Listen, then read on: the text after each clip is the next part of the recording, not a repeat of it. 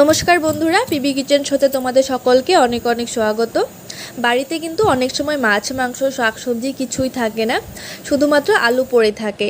তখন কিন্তু তোমরা চটজলদি এই আলু পাঁপড়ের ডালনা বানিয়ে কিন্তু বাড়ির সকলের মন জয় করতে পারো সম্পূর্ণ ভিন্ন পদ্ধতিতে। তাহলে চলো দেখে নিই এই রেসিপি। আশা করছি তোমাদের এই রেসিপিটি ভালো লাগবে।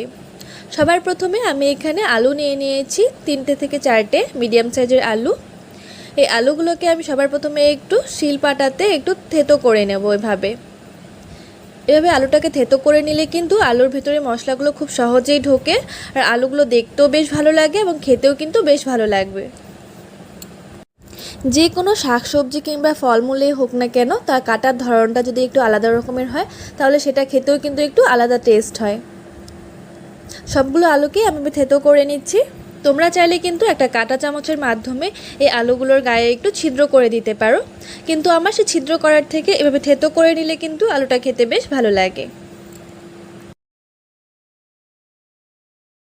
এরপর আমরা এর জন্য একটা মশলা রেডি করে নেব। তার জন্য একটি তাওয়ার মধ্যে দিয়ে দিলাম 1/2 টেবিল চামচ মতো একটু গোটা জিরে। তারপর দিয়ে দেব এর মধ্যে একটা তেজপাতা, আর দিয়ে দিচ্ছি এখানে 2টো এলাচ আর একটা ছোট্ট দারচিনির টুকরো, আর কয়েকটা শুকনো লঙ্কাও কিন্তু এর মধ্যে দিয়ে দিচ্ছি। শুকনো লঙ্কাটা কিন্তু সম্পূর্ণ অপশনাল, তোমরা চাইলে কিন্তু এর মধ্যে কাঁচা লঙ্কাটাও ব্যবহার করতে পারো। তারপর এসব উপকরণগুলোকে খুব ভালো করে ভেজে নিতে হবে, জাস্ট 1 মিনিটের মতো।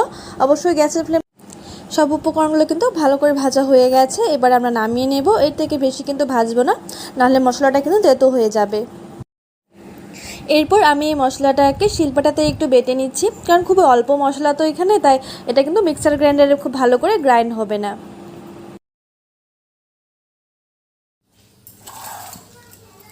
রান্নাটি করার জন্য আমি গ্যাসে বসিয়ে দিয়েছি একটি প্যান। তার মধ্যে দিয়ে দেব 2 থেকে 3 টেবিল চামচ মতো একটু সরষের তেল।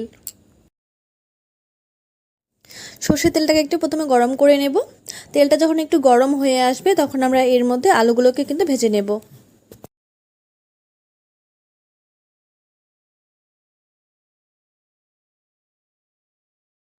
আলুগুলো ভাজার সময় কিন্তু অবশ্যই এর মধ্যে দিয়ে দিতে হবে সামান্য পরিমাণে একটু নুন, আর দিয়ে দেবো একটু হলুদ গুঁড়ো।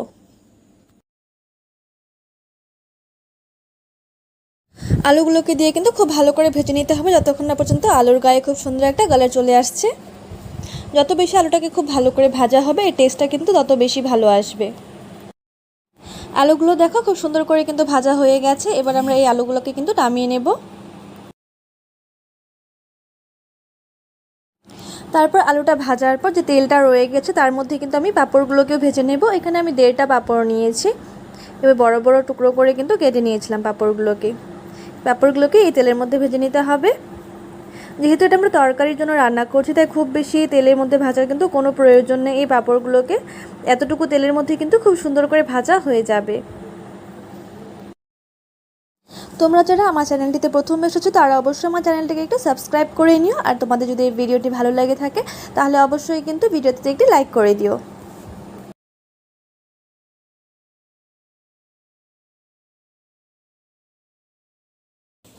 সবগুলো পাঁপড়ই কিন্তু আমি খুব ভালো করে ভেজে নিয়েছি। তারপর সেই তেলের মধ্যে ফোড়নের জন্য দিয়ে দেবো আমি একটা শুকনো লঙ্কা, দিয়ে দেবো 1/2 টেবিল চামচ মতো একটু গোটা জিরে, আর দিয়ে দিচ্ছি একটা তেজপাতা।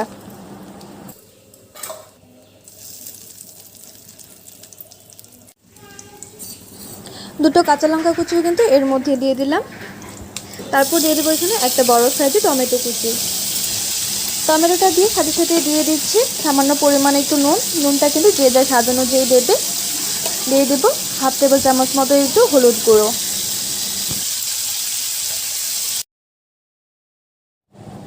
নুন আর হলুদ গুঁড়োটাকে দিয়ে কিন্তু টমেটোটাকে জাস্ট কিছুক্ষণের জন্য একটু ভেজে নেব হালকা, ততক্ষণ না পর্যন্ত টমেটোর যে কাঁচা গন্ধটা থাকে সেটা চলে যাচ্ছে। টমেটোটাকে আমি জাস্ট 1 মিনিটের মতো একটু ভেজে নিয়েছি। তারপর এর মধ্যে দিয়ে দেবো বেটে রাখা মশলাটা। মশলাগুলোকে দিয়ে কিন্তু খুব বেশি ভাজবো না, জাস্ট 1 থেকে 2 মিনিটের জন্য একটু ভেজে নেব, কারণ আমি কিন্তু আগেই মশলাগুলোকে একটু শুকনো তাওয়াতে ভেজে নিয়েছিলাম, তাই খুব বেশি এখন ভাজবো না।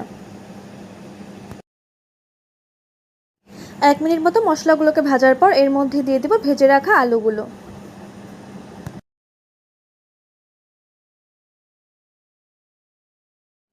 আলুগুলোকে দিয়েও কিন্তু এবার খুব ভালো করে মশলার সাথে আলুগুলোকে একটু কষিয়ে নিতে হবে, যাতে আলুর ভিতরে মশলা সব ফ্লেভারগুলো ঢুকতে পারে।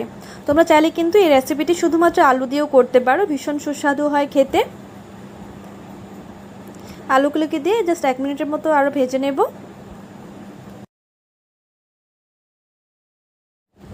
1 মিনিট পর মশলাটা খুব ভালো করে ভাজা হয়ে গেলে এর মধ্যে আমরা দিয়ে দেব জল।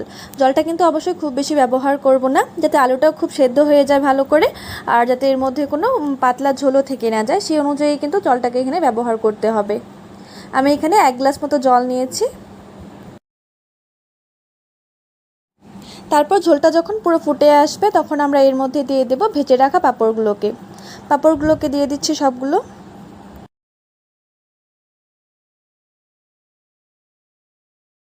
পাঁপড়গুলোকে দিয়ে এবার ঢাকা দিয়ে ঝোলটাকে ফুটতে দেব 5 থেকে 10 মিনিটের মতো। অবশ্যই কিন্তু এর সময় গ্যাসের ফ্লেমটাকে মিডিয়াম আঁচেই রাখতে হবে। 10 মিনিট পর দেখো ঝোলটা কিন্তু একদম পুরোপুরি শুকিয়ে গেছে এবং আলুটাও কিন্তু একদম পুরো খুব ভালো করে সেদ্ধ হয়ে গেছে। এবার আমরা এই পর্যায়ে নুনটা একটু চেক করে এর মধ্যে ধনেপাতা ছড়িয়ে নামিয়ে নিলে কিন্তু রেডি হয়ে যাবে আলু পাঁপড়ের ডালনা। ভীষণ সুস্বাদু হয় খেতে। তোমরা চাইলে কিন্তু এই ধনেপাতার পরিবর্তে ঘি কিংবা গরম মশলা ব্যবহার করতে পারো।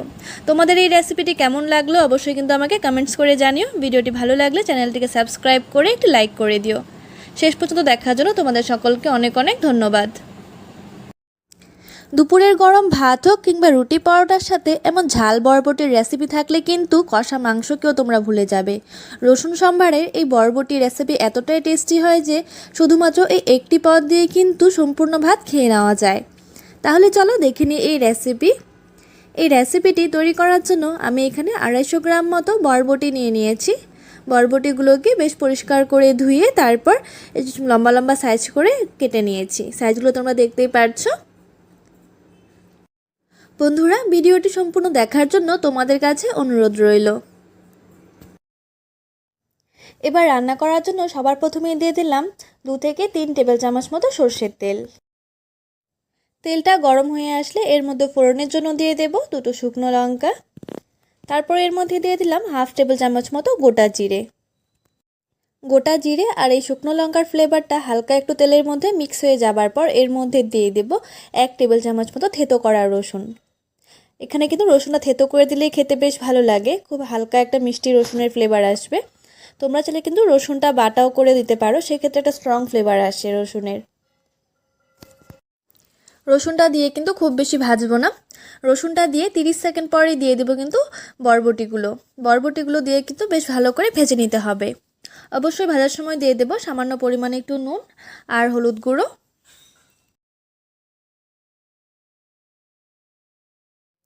এবার এই নুন আর হলুদ গুঁড়োটাকে দিয়ে কিন্তু বরবটিগুলোকে প্রায় 5 মিনিট মতো ভেজে নেব, যাতে করে এই বরবটিগুলোর কাঁচা গন্ধ থাকে সেটা যেন পুরোপুরি চলে যায়। বরবটিগুলোকে আমি বেশ ভালো করে ভেজে নিয়েছি 5 মিনিট মতো। এবার এর মধ্যে দিয়ে দেব 2টো ভাপিয়ে রাখা আলুগুলোকে আমি এভাবে ডুমো ডুমো সাইজ করে কেটে নিয়েছি। যেহেতু আমি আলুগুলোকে ভাপিয়ে নিয়েছিলাম তাই বরবটিগুলো ভাজার পরে আমি আলুগুলো দিয়েছি। তোমরা যদি কাঁচা আলু ব্যবহার করো সেক্ষেত্রে কিন্তু আলুটা প্রথমে হালকা একটু ভেজে তারপর বরবটিগুলো দিয়ে দিতে পারো। আলুটা দিয়ে বরবটির সাথে বেশ ভালো করে মিশিয়ে নিলাম।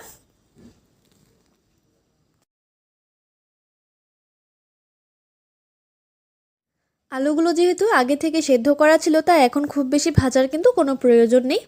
তারপর আমি এখানে 1 টেবিল চামচ মতো জিরে, 1 টেবিল চামচ ধনে আর হাফ ইঞ্চি মতো আদা একসাথে বেটে নিয়েছিলাম, সেই পেস্টটা এর মধ্যে দিয়ে দিচ্ছি, জিরে ধনে আর আদার পেস্টটা।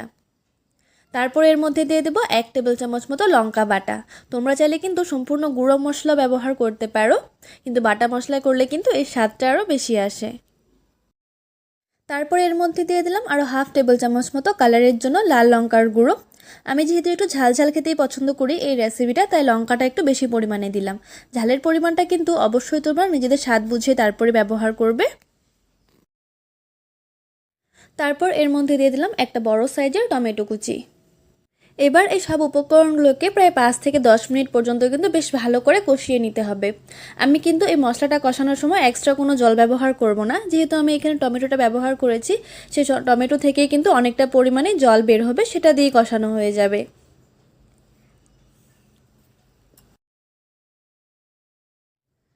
আমি প্রায় 6 থেকে 7 মিনিট পর্যন্ত কিন্তু বেশ ভালো করে মশলাটাকে কষিয়ে নিয়েছি। এবার এর মধ্যে দিয়ে দেব পরিমাণ অনুযায়ী জল। খুব বেশি জল দেব না, খুবই সামান্য পরিমাণ, প্রায় হাফ কাপ মতো, কারণ এই রেসিপিটা কিন্তু মাখো মাখো খেতে ভালো লাগে। খুব বেশি ঝোল দিলে এটা খেতে এতটা ভালো লাগবে না। ঝোলটা দিয়ে বেশ ভালো করে মশলার সাথে মিশিয়ে নিলাম। তোমরা যদি চিনি খেতে পছন্দ করো এমন নিরামিষ খাবারে, তাহলে কিন্তু সামান্য পরিমাণে একটু চিনি এর মধ্যে ব্যবহার করতে পারো। এবারে ঝোলটাকে দিয়ে প্রায় 5 মিনিট মতো কিন্তু ঝোলটাকে বেশ ভালো করে ফুটতে দেব। প্রায় 5 মিনিট মতো ঝোলটা ফোটার পর দেখো ঝোলটা কিন্তু অনেকটা পরিমাণে ঘন হয়ে গেছে। এবার আমরা এই পর্যায়ে এর মধ্যে দিয়ে দেব ধনেপাতা কুচি। তোমরা চাইলে এর মধ্যে গরম মশলা গুঁড়োও কিন্তু ব্যবহার করতে পারো। ধনেপাতা কুচি ছড়িয়ে নামিয়ে নিলে কিন্তু রেডি হয়ে যাবে বরবটির ঝাল। তোমাদের এই রেসিপিটি কেমন লাগলো অবশ্যই কিন্তু আমাকে কমেন্টস করে জানিও। ভালো লাগলে চ্যানেলটিতে সাবস্ক্রাইব করে ভিডিওটিতে একটি লাইক করে দিও।